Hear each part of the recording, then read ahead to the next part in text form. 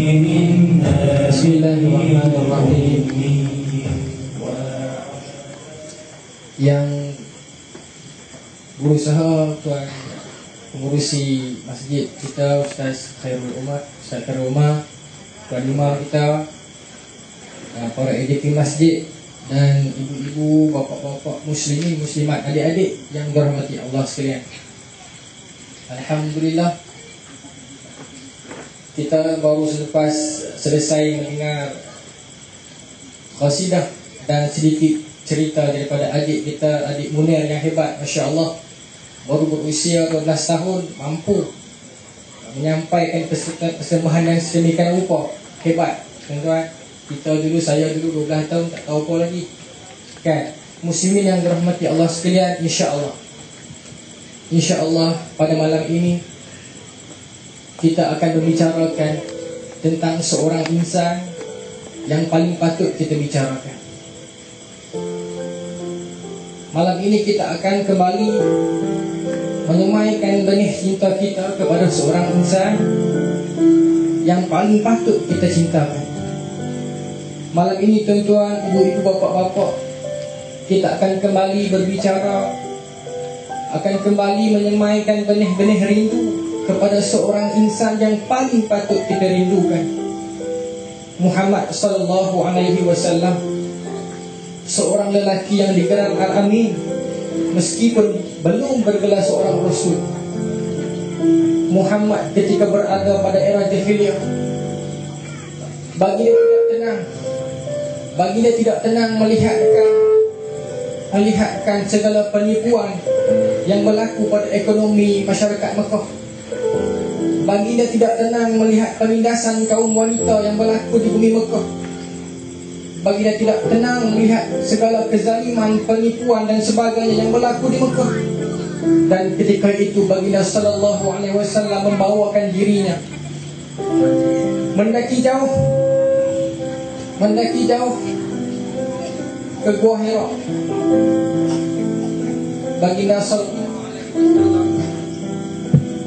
Baginda sallallahu alaihi wasallam mendaki jauh ke Gua Hira, bukan mencari pangkat. Baginda sallallahu alaihi wasallam bukan mendaki ke Gua Hira susah payah untuk menjadi nabi.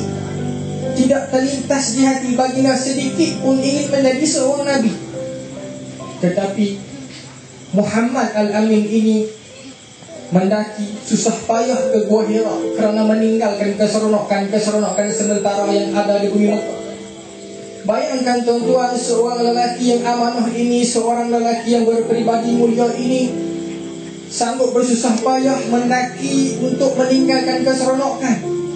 Sedangkan kita hari ini di Malaysia sanggup susah payah mendaki untuk mencari keseronokan. Lantas di sana, di Gua Hira, baginda bertemu dengan cahaya yang paling dicari baginda. Baginda bertemu dengan kebenaran. Baginda bertemu dengan sinar cahaya yang paling dicari-cari oleh baginda. Lalu bermula detik itulah Muhammad menjadi seorang Rasul akhir zaman.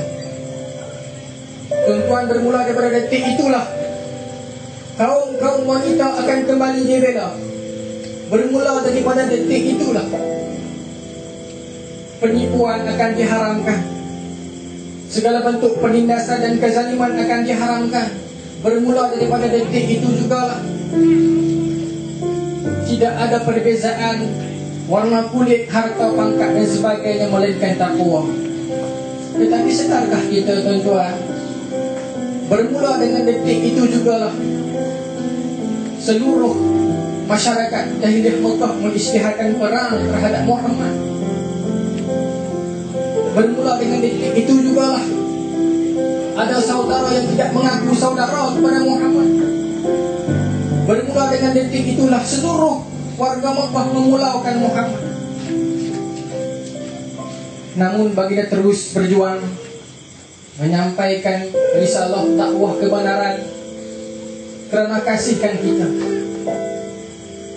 Baginda tidak pernah minta pun nak jadi nabi, tetapi dengan amanah yang Allah berikan kepada baginda, tuan-tuan, puan-puan, baginda memikul amanah itu dengan penuh rasa tanggungjawab. Demi apa tuan-tuan? Demi nak melihat kita selamat di dunia dan selamat di akhirat. Tetapi penindasan yang ditimpa-timpa ke atas baginda Nabi SAW berterusan. Ekonomi baginda disekat, hubungan dihalang. Bahkan ketika mana Rasulullah SAW sendiri melihat bagaimana Sumayyah ditangkap oleh tuannya di padang pasir. Tuannya bertanya kepada Sumayyah, apakah benar engkau telah mengikuti ajaran Muhammad? Kata Sumayyah, ya. Kata tuan kepada Sumayyah, tarik balik kata-katamu wahai Sumayyah, kalau tidak lembing yang tajam ini akan menusuk ke tubuh. Apa kata Sumayyah tuan-tuan? Dengan semangat keimanan yang tinggi kata Sumayyah, aku beriman kepada Tuhan Muhammad. Lalu lembing yang tajam itu ditusuk ke kemaluan Sumayyah, tembus ikut mulut. Allahu Akbar. Manusia Islam pertama yang syahid di jalan Allah Subhanahu Wa Taala. Lalu diambil suami Sumayyah, Yasir. Ditanya kepada Yasir, wahai Yasir, apakah engkau juga mengikuti ajaran Muhammad? Yasir mengaku. Lalu diikat kuda di kiri dan kanan kaki Yasir dan dibiarkan berlari dalam keadaan bertentangan, terputus dua badan Yasir. Bayangkan Nabi Muhammad SAW melihat ini di depan matanya. Apa yang mampu dikatakan oleh baginda Nabi? Sabar wahai keluarga Yasir, sabar wahai keluarga Yasir, sesungguhnya syurga sedang menantimu. Hanya kalam itu yang mampu dilafazkan oleh baginda Nabi. Dalam keadaan semua orang tidak mempedulikannya, hanya Abu Bakar, Kharidah, Abu Hurairah dan sebagainya, orang lain rata-rata meninggalkan Muhammad dalam ketika itu. Hanya kalam itu yang mampu dilafazkan oleh baginda Nabi SAW. Kemudian datang pula tahun duka cita.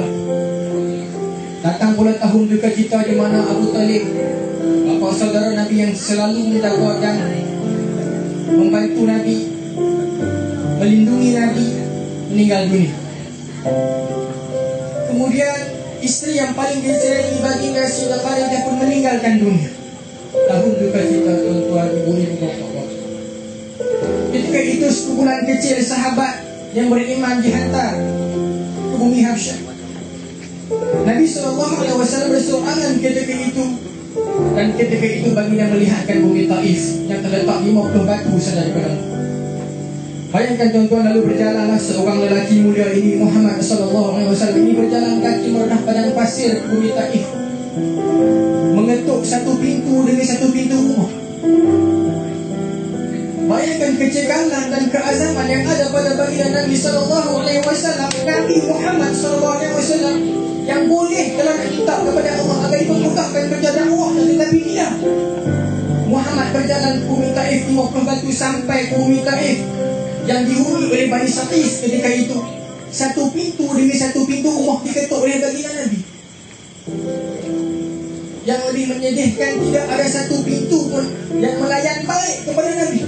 Nabi sangkakan kaum Bani Saqif ini lebih baik daripada penduduk jahiliah Mekah, tetapi sangkaan Nabi meleset. Rupanya Bani Saqif di bumi Taif ini jauh lebih zalim, jauh lebih kejam, jauh lebih biadab daripada penduduk jahiliah. Bayangkan satu pintu demi satu pintu Nabi mengetuk.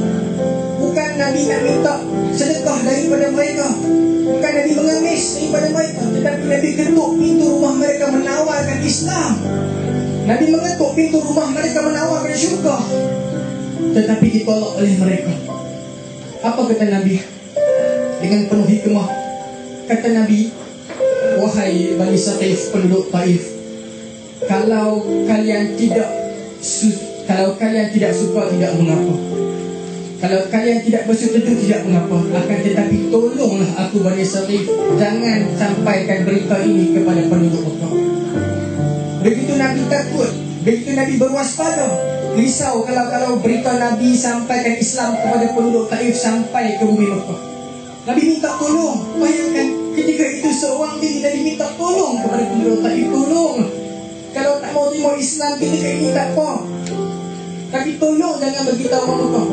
Bayangkan. Tetapi tuan-tuan, penduduk Taif tak budi. Dia panggil anak-anak kecil di bumi Taif, Dia panggil orang-orang yang kurang waras bumi Taif. Dia dilontarkan batu kepada Rasulullah SAW. Bayangkan tuan-tuan, seorang lelaki yang datang daripada Mekah ke tempat asing daripadanya itu, seorang di satu kampung membuat benteng, membalik batu kepada lelaki ini. Lelaki mana yang sedang dilontarkan batu ini, tuan-tuan?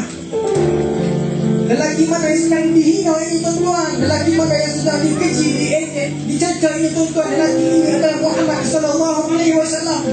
Bayangkan malaikat yang sifatnya tidak bernafsu sekalipun, tidak tahan melihat perkara ini. Lalu turun Jibril.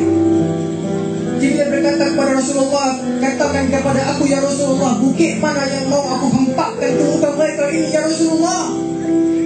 Dalam keadaan senyum Rasulullah berkata, tidak wahai Jibril, sesungguhnya mereka belum mengerti. Tidak cukup dengan itu, tuan-tuan. Penduduk Taif ini mengupah anak-anak kecil agar mengejar baginda Nabi yang mulia. Allahu Akbar. Bayangkan anak-anak kecil menghambat seorang kekasih Allah dengan lontaran batu. Dan batu itu terkena di kaki baginda Nabi SAW, maka mengalirlah darah suci di Taif. Bayangkan dalam keadaan demikian Nabi SAW, seorang kekasih Allah yang mulia ini, jalan terhincut-hincut dengan keadaan kaki yang mengalir darah. Dan ketika itu Nabi masih tersenyum dan memaafkan penduduk Taif. Bayangkan digelak, dilontar batu, dikejar oleh anak-anak kecil dalam keadaan berdarah. Nabi lari, menyembunyikan diri, bersembunyi di bawah satu pohonan anggur. Ketika itu dua orang pemuda melihat, siapakah lelaki ini yang sedang duduk di bawah pohonan anggur mereka itu. Kesian melihatkan Muhammad ketika itu yang sedang duduk termenung, melihatkan luka yang mengalir di tubuhnya, di kakinya. Bayangkan petang itu Nabi SAW seorang diri di bawah pokok, dikejar oleh penduduk Taif dalam keadaan luka dan berdarah. Baginda terkenalkan istrinya dulu yang banyak membantunya. Baginda terkenalkan bapa saudaranya dulu yang banyak melindunginya. Ketika itu yang ada cubaan Rasulullah dan Allah. Lalu Nabi SAW mengadu kepada Allah, ya Allah, aku berlindung kepadamu atas kelemahan kudratku, ya Allah. Aku berlindung kepadamu atas kehinaan dan kekurangan dayaku, ya Allah. Ya Allah, Tuhan yang Maha Pengasih, Tuhan kepadaku, Tuhan yang melindungi orang-orang yang tertindas. Apa kata Nabi, ya Allah, kepada siapakah akan engkau berikan diriku ini, ya Allah? Kepada siapakah akan engkau campakkan diriku ini, ya Allah? Kepada musuh yang jauh datang menyerang, ataupun kepada musuh yang dekat di sekelilingku yang engkau jadikan mereka menguasai diriku? Kata Nabi, selagi mana tidak menimbulkan kemurkaanmu, ya Allah, aku tidak peduli lagi.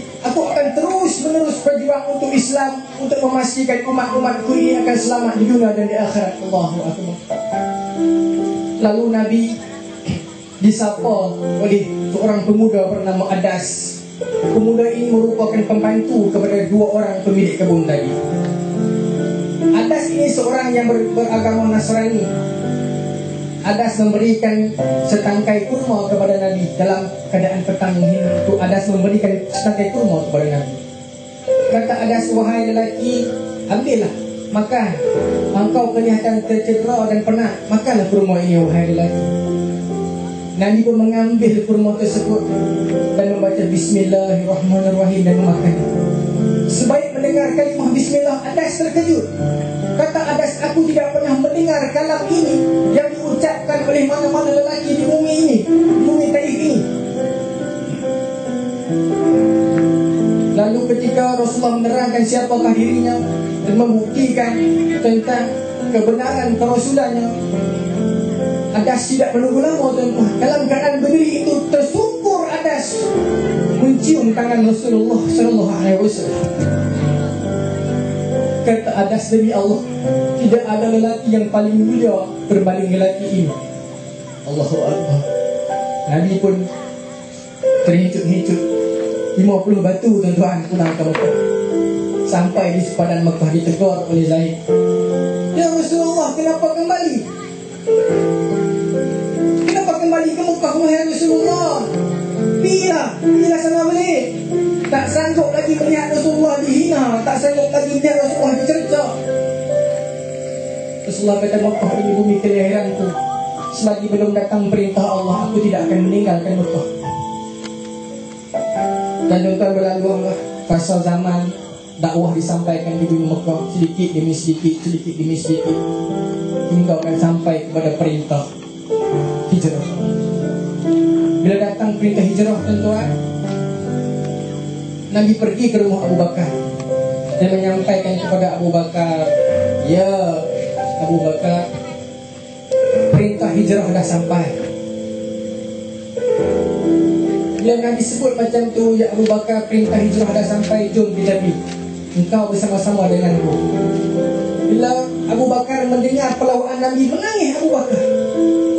Tanya Nabi, kenapa engkau menangis ya Abu Bakar? Kenapa engkau menangis?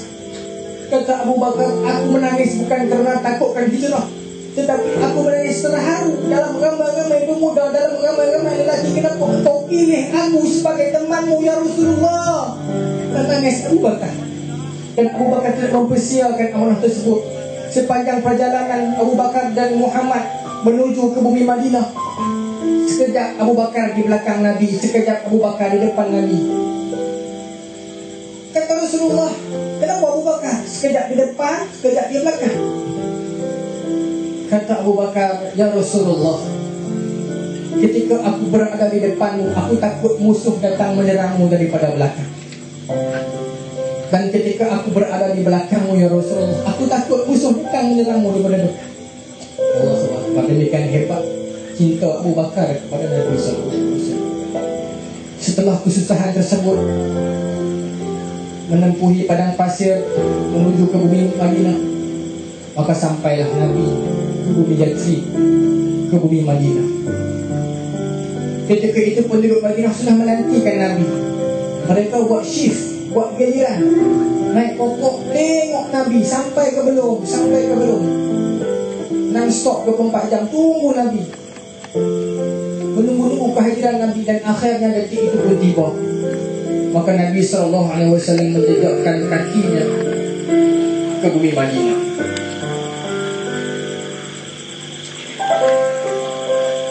Maka tibalah Nabi ke bumi Madinah dan disambut oleh penduduk-penduduk Madinah. Begitu gembira penduduk Madinah menyambut kehadiran Nabi Muhammad SAW. Mereka mengalunkan salawat hadrat dan sebagainya, menyambut kehadiran kekasih Allah. Bayangkan, dibuang di bumi sendiri, disambut di bumi Madinah. Mengebuk-gebuk mereka, ya Rasulullah khuz biyadi ya Rasulullah, ya Rasulullah khuz biyadi ya Rasulullah, ya Rasulullah sambutlah tanganku ya Rasulullah, ya Rasulullah sambutlah tanganku ya Rasulullah. Bayangkan betapa manisnya tersebut, tuan-tuan, di mana mereka sempat meminta agar Rasulullah SAW menyambut tangan mereka. Begitu bergembira mereka menyambut kedatangan Nabi kekasih Allah di bumi Madinah, di mana kesempatan itu tidak mungkin dirasakan oleh kita di dunia akhir zaman ini. Lalu Nabi mendirikan sebuah negara Islam, Madinah. Tuan-tuan,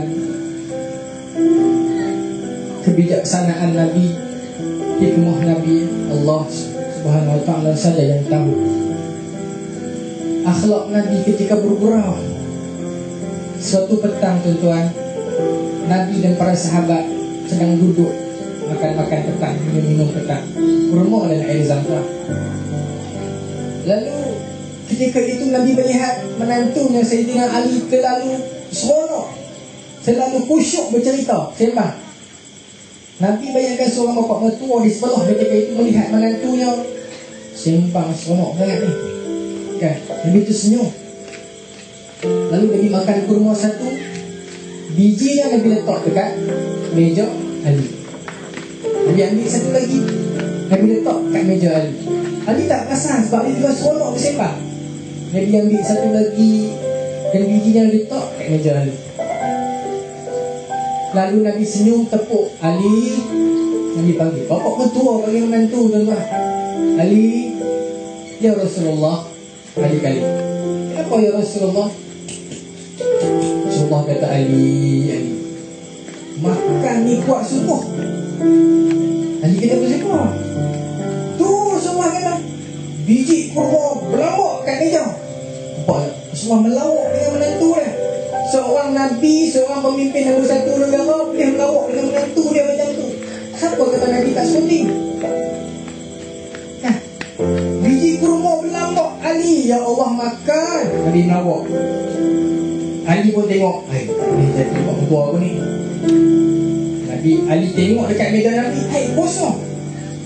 Lalu kata Ali, ya Rasulullah, Ali makan kurma banyak tak pelik ya Rasulullah. Tapi Rasulullah makan kurma sekali dengan biji tak ada. Allahu Akbar. Dia kata macam tu kat pak mentua dia. Lalu apa Nabi buat? Adakah Nabi marah? Adakah Nabi kata Ali ni Nabi ni? Tak. Apa kata Rasulullah?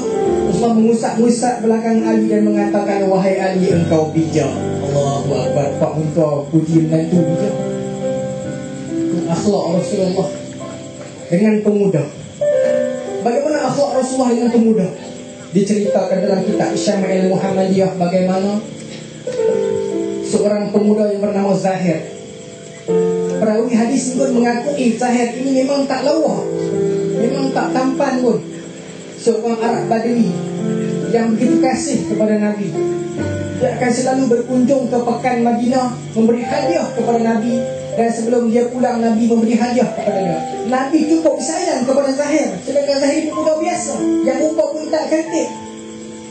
Satu petang tuan-tuan, satu petang Nabi, seorang Nabi kekasih Allah ni rindu kepada Zahir, seorang pemuda biasa. Allah, Nabi rindu kepada Zahir. Lalu Nabi melangkahkan kaki menuju jauh ke dalam kampung ya, kawasan Madinah mencari Zahir. Nabi ni tuan-tuan, seorang Nabi, dia tak minta Zahir main kat dia. Kalau dia minta boleh, tetapi dia sendiri, dia rindu kat Zahir, nak buat surprise kat Zahir. Dia pun berjalan pergi ke tempat Zahir tuan-tuan. Bila Nabi sampai ke tempat Zahir tu, Nabi tengok Zahir sedang khusyuk berniaga. Zahir sedang berniaga. Nabi main pelan-pelan kat belakang Zahir. Nabi peluk belakang. Allahu Akbar. Nabi peluk belakangnya. Nabi peluk belakang, tak mau lepas. Dan saya sedar dipeluk Zahir meronta-ronta. Kan? Bayangkan seorang kekasih Allah memeluk pemuda biasa yang diakui memang tak tampan pun, memang tak elok ke rupa dia. Dan Nabi peluk Zahir. Nabi kata, siapa yang nak beli dia ni? Nabi melawak, siapa nak beli pemuda ni? Zahir asal. Rupanya yang sedang memeluknya itu adalah kekasih Allah. Rupanya tubuh yang sedang memeluknya itu merupakan tubuh yang paling suci dan mulia. Bila Zahir sedar dia berada dalam dakapan Rasulullah, dia menyandarkan lagi tubuhnya ke dada Rasulullah. Allahu Akbar. Saya jealous baca hadis ni. Dia menyandarkan tubuhnya lagi ke dada Rasulullah dalam dakapan Rasulullah. Bayangkan tuan-tuan betapa sweetnya Nabi. Masih dia peluk dia. Zahir kata, ya Rasulullah, jual pun orang tak mau beli. Aku tak lawa ya Rasulullah. Zahir kata,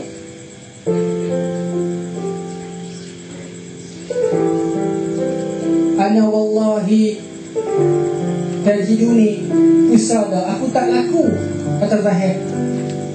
Allahu Akbar. Nabi bila dengar Zahir cakap macam tu, Nabi kalih Zahir, pegang dia, pujuk. Nabi kata, Zahir, lakin indallahi anta ghalib. Wahai Zahir, tetapi di sisi Allah engkau terlalu mahal Zahir, engkau terlalu berharga. Allahu Akbar. Nabi pujuk seorang pemuda biasa. Nabi pergi dekat dia, Nabi buat surprise dekat dia, Nabi pujuk dia. Allahu Akbar. Itu akhlak Nabi dengan pemuda. Akhlak Nabi dengan kanak-kanak, adik-adik. Jangan ingat Nabi pemimpin nombor satu negara, Nabi tak baik dengan kanak-kanak. Satu petang Nabi dalam perjalanan Nabi mesyuarat dengan para sahabat. Nabi terlihat kanak-kanak sedang bermain-main, berlari-lari. Nabi dekat dengan mereka, Nabi cakap, wahai anak-anak, siapa yang dapat lari sampai kepada Nabi dulu, Nabi bagi hadiah. Maka kanak-kanak ini berlari menampakkan Rasulullah. Perawi ceritakan dalam riwayat ini, kanak-kanak ini dah sampai ke Rasulullah. Budak-budak bila lari terlalu laju, dah sampai kepada Rasulullah ni, ada yang berlaga di paha, ada yang berlaga di bahu, ada yang datang peluk Rasulullah. begitu kemesraan kanak-kanak kecil dengan Rasulullah. Baginda tak berlakon. Kalau baginda berlakon, kanak-kanak tak berani nak peluk Rasulullah, tarik tengok Rasulullah, tak berani. Tetapi itu menunjukkan bagaimana kanak-kanak ini biasa dengan Nabi. Diceritakan dalam riwayat yang lain bagaimana Nabi melihat kanak-kanak sedang bermain air. Lalu Nabi pergi dekat kanak-kanak ini, Nabi ambil air, balik ingat dah. Nabi main dengan dia air. Budak ni pun, hai Nabi, dia buat balik. Dia berani. Sebab dia tahu Nabi sangat pengasih. Itu akhlak dengan kanak-kanak. Akhlak dengan golongan ibu. Bagaimana bayangkan seorang ibu diceritakan dalam satu hadis, ketika menunggu tentera-tentera Islam pulang daripada medan peperangan, seorang ibu ini mempunyai 3 orang anak tono. Dan mereka menunggu kehadiran kepulangan tentera-tentera Islam daripada medan peperangan. Tunggu, maka dah pulanglah tentera-tentera Islam ni. Dia pun mencari-cari. Lalu seorang pemuda datang. Wahai ibu, maafkan kami, anak ibu yang sulung telah pun syahid. Bila mendengar kata-kata ini, ibu itu tak apa. Okey, mana Rasulullah? Ibu tu tanya, mana Rasulullah? Kemudian dia kata, wahai ibu tenang. Anak ibu yang kedua pun syahid. Apa respon ibu ni? Tak apa. Mana Rasulullah? Aku tanya mana Rasulullah? Tuan ibu ni ada 3 orang anak ya. Kemudian dia kata lagi, wahai ibu tenang, anak ibu yang ketiga pun syahid, telah meninggal dunia. Apa kata ibu ini? Tak apa. Mana Rasulullah? Aina Rasulullah? Aku cari mana Rasulullah. Lalu pemuda-pemuda ni hairan dan bertanya, wahai ibu, kenapa begitu? Kau cuma ada 3 orang anak tono saja dan 3-3 tu syahid sekali. Kau tak rasa sedih? Kau cari mana Rasulullah? Ibu apa ni? Kata ibu itu, kalau anak aku mati, aku seorang saja yang kehilangan anak. Tetapi kalau Rasulullah wafat, Islam akan mati. Allahu Akbar. Ini iman yang ada pada para sahabat yang Nabi pupuk. Tak cukup dengan itu tuan-tuan. Akhlak Nabi, hubungan Nabi bukan takat jaga dengan para sahabat yang jauh, tetapi para sahabat yang rapat sekalipun, Nabi begitu mesra dengan mereka. Diceritakan oleh Muaz dalam satu hadis sahih. Muaz kata, akhadha Rasulullah sallallahu alaihi wasallam bi yadi yawman. Qala ya Muaz, ana wallahi uhibbuka. Muaz kata, satu petang aku duduk dengan Nabi berdua-duaan. Nabi pegang tangan aku. Kata Nabi, ya Muaz, demi Allah aku cinta padamu. Allahu Akbar. Bila Muaz dengar macam tu, apa kata Muaz? Bi abi wa bi ummi ya Rasulullah, ana wallahi uhibbuka. Demi ibuku, demi ayahku ya Rasulullah, demi Allah aku juga cinta padamu ya Rasulullah. Rasul tersenyum dan mewasiatkan kepada Muaz agar duduk dulu lepas sembahyang, jangan bangun lagi. Begitu akhlak Nabi bila nak ajar kepada para sahabat. Tuan-tuan, kemudian berlakulah fasa Nabi menghantar Muaz ke bumi Yaman. Bayangkan selepas ada majlis perpisahan dengan para sahabat dengan Muaz, kerana Muaz ingin dihantar untuk mengajar Islam di bumi Yaman. Nabi seorang kekasih Allah ini sendiri turun mengiringi Muaz. Bayangkan pemimpin nombor 1 negara, Nabi bawa Muaz, kedua-duaan kekasih Muaz, kudanya dan Nabi. Nabi bawa Muaz sampai ke sempadan Madinah. Muaz menceritakan betapa berat langkahan kakiku ini melangkah. Bukan kerana nak meninggalkan Madinah, bukan kerana nak meninggalkan keluarga, bukan kerana nak meninggalkan harta, tetapi aku berat ingin meninggalkan Nabi Muhammad SAW. Nabi pun mengiringi Muaz sepanjang perjalanan sampai ke sempadan Madinah. Saat perpisahan terakhir kedua kekasih ini, tuan-tuan, Nabi dan Muaz berhadapan. Bayangkan situasi ini, tuan-tuan. Nabi dan Muaz berhadapan. Muaz dah tak dapat tahan masa tu. Dia dah mengalirkan air mata. Dia tak dapat tahan. Rasulullah masih steady, lagi senyum. Kata Rasulullah, Muaz, hang nak pergi jauh ni Muaz. Hang nak pergi Yaman ni Muaz. Allah, Muaz tadi cakap lah. Kata Nabi, ya Muaz, engkau pergi meninggalkan Madinah dengan engkau melihat wajahku ya Muaz. Percayalah, kalau nanti engkau pulang daripada Yaman, engkau sampai ke Madinah, engkau cuma sempat melihat pusarab. Allah, Muaz bila mendengar kata-kata ini ya tuan-tuan, mereka Rasulullah mengatakan, wahai Muaz, ketika engkau meninggalkan bumi Madinah ini, wajah ini yang terakhir kau lihat wahai Muaz. Tetapi Muaz bila engkau kembali daripada Yaman, engkau cuma sempat melihat pusaraku. Allah Muaz menceritakan, aku tidak mampu meneruskan langkahanku ke bumi Yaman, tetapi kerana cintaku kepada Islam, aku langkahkan juga. Kata Muaz, sepanjang perjalanan daripada bumi Madinah ke bumi Yaman, aku menangis sepanjang jalan. Bayangkan tuan-tuan, dia tahu dah balik nanti tak jumpa dah Nabi, cuma sempat melihat pusarab. Muaz sahabat yang pertama mendapatkan cerita ini. Maka berlalulah satu fasa wahyu yang terakhir diturunkan.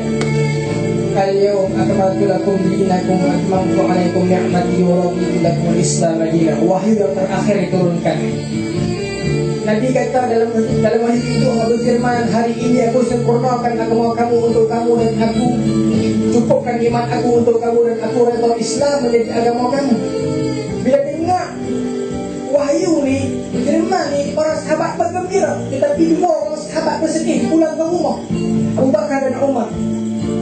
Kata Umar, apa tujuan Rasulullah diutuskan? Baginda diutuskan untuk menyempurnakan Islam. Lalu apakah wahyu yang terakhir itu? Islam telah sempurna. Jadi apa maknanya para sahabat Rasulullah akan meninggalkan kita? Maka sayu bumi Madinah ketika itu. Apa yang dikatakan Umar benar terjadi tuan-tuan. Apa yang dikatakan Umar benar terjadi.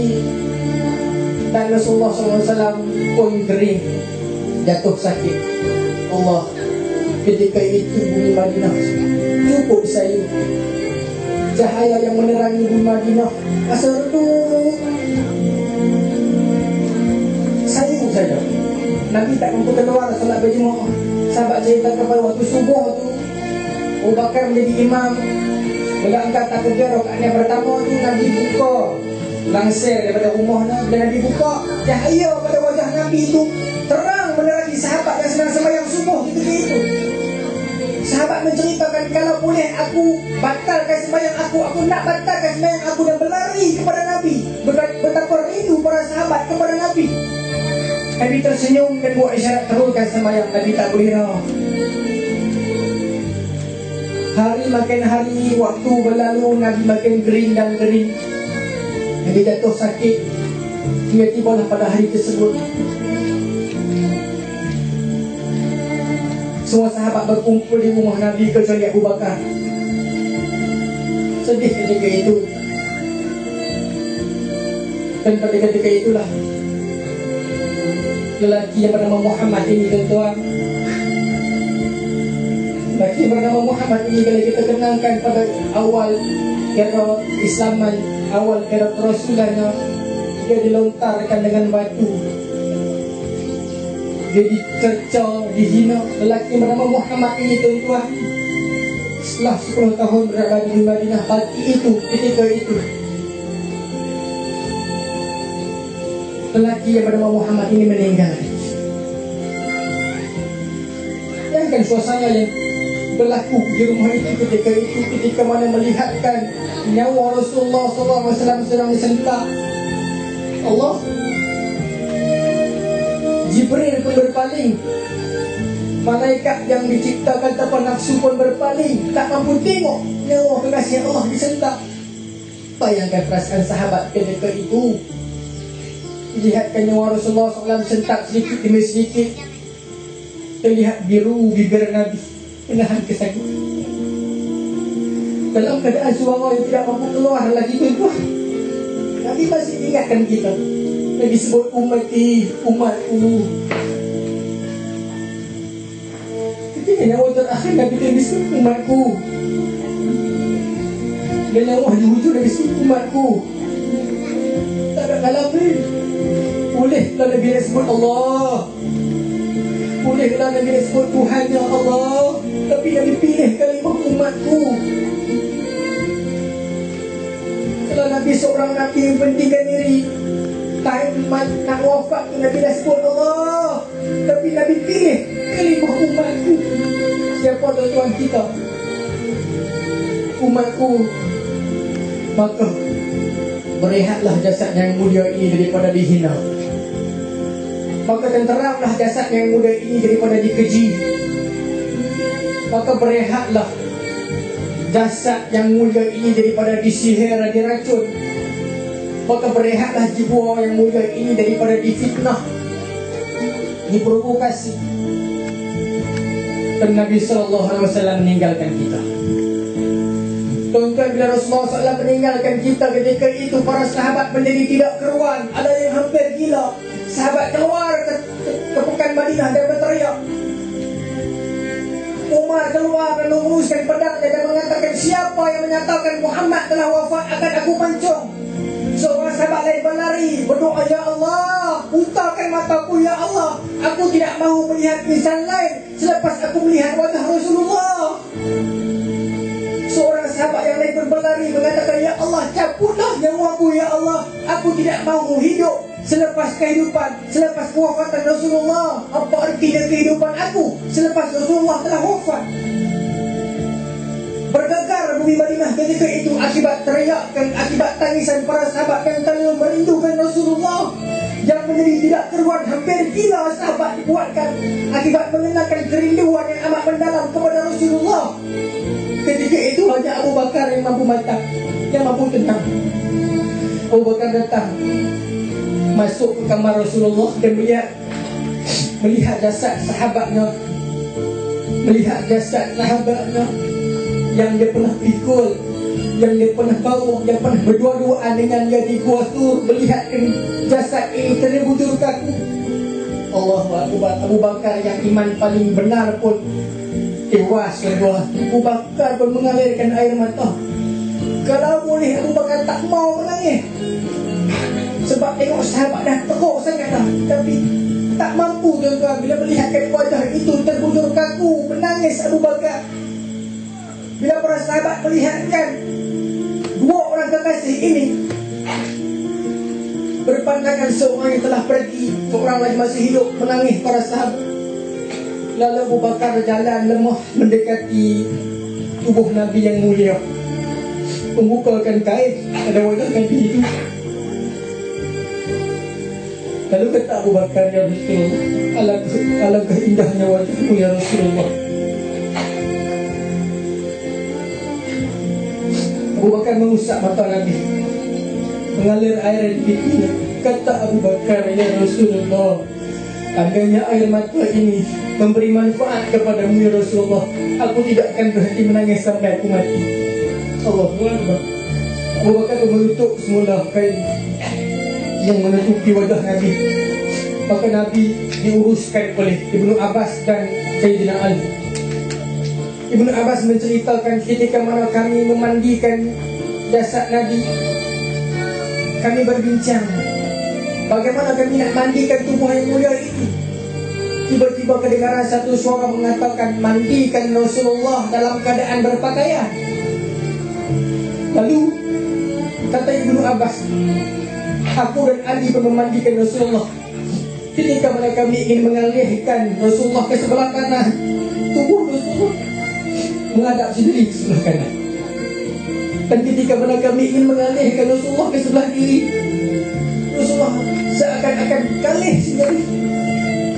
Kata Ibnu Abbas, aku bersumpah demi Allah, tidak ada orang yang membantu kami kecuali aku dan Ali saja. Dan kata Ibnu Abbas, air yang mengalir daripada tubuh Rasulullah itu begitu harum, lebih harum daripada kasturi.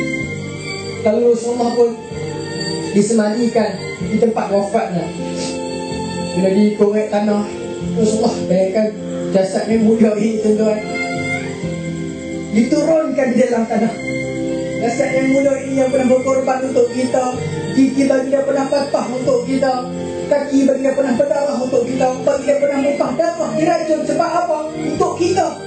Bayangkan tubuh ini diturunkan ke tanah. Semua sahabat tak sanggup melihat peristiwa ni. Dia diturunkan ke tanah dan ditimbus. Tanah itu menutupi Nabi sedikit demi sedikit. Cukup bila ditimbus semua, maka datang Fatimah.